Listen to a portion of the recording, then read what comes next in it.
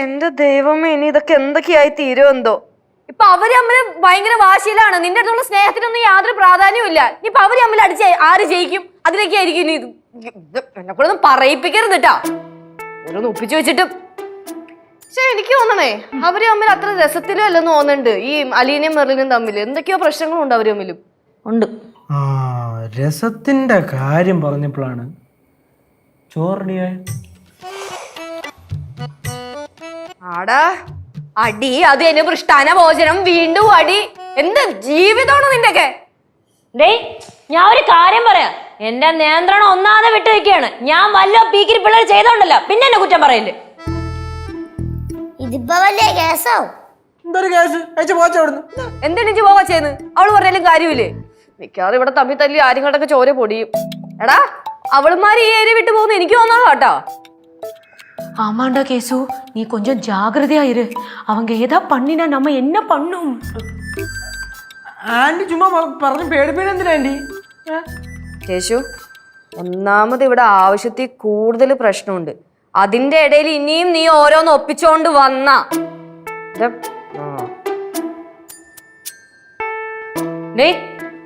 ആവശ്യമില്ലാതെ എന്നെ ഇതിലോട്ട് വലിച്ചഴക്കില്ലേ, പറഞ്ഞിട്ടല്ലോ.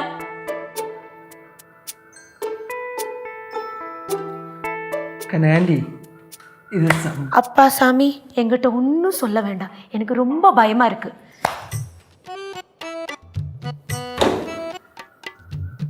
ഇത് പോണില്ലേ? തരും കൂടെ പറയട്ട് പോടി.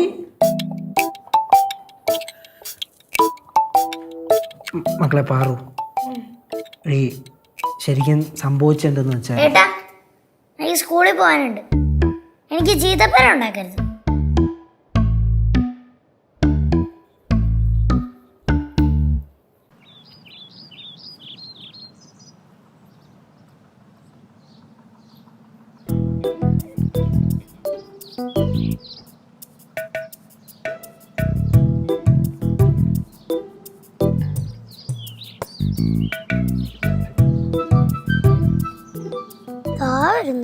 വിചാരിച്ചതേ ഉള്ളൂ.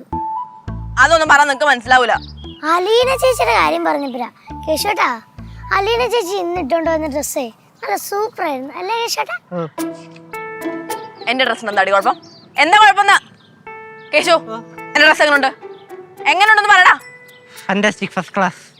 പറു, നീ കയറി പോയേ, എനിക്ക് കേശുനോട് കുറച്ച് സംസാരിക്കാനുണ്ട്. എന്റെ വീട്ടിൽ കയറി വന്നിട്ട് എന്നെ വേറിട്ടുന്നാ.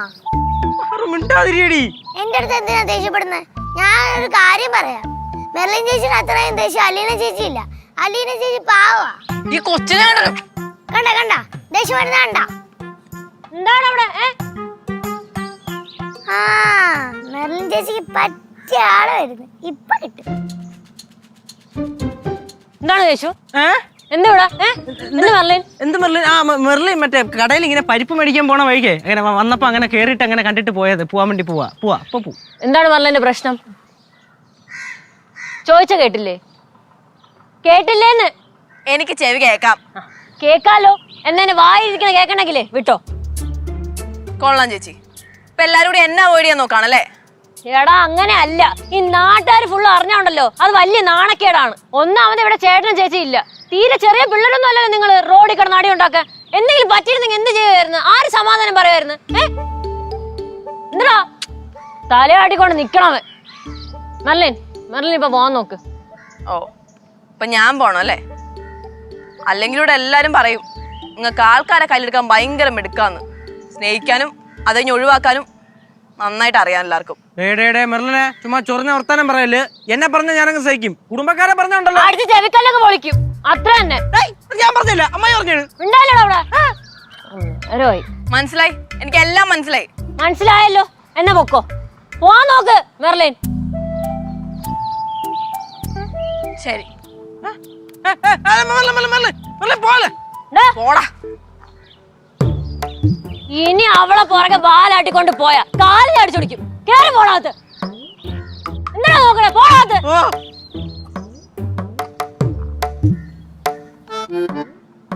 എന്ത് പറഞ്ഞില്ലേ? വാ ഇങ്ങോട്ട്. ഫ്ലവേഴ്സിൽ 2 പുതിയ പരമ്പരകൾ. വീട്ടിലെ വിളക്ക് എല്ലാ ദിവസവും രാത്രി 8:30 ഫ്ലവേഴ്സിൽ. മഹാലക്ഷ്മി എല്ലാ ദിവസവും രാത്രി 9 മണിക്ക് ഫ്ലവേഴ്സിൽ.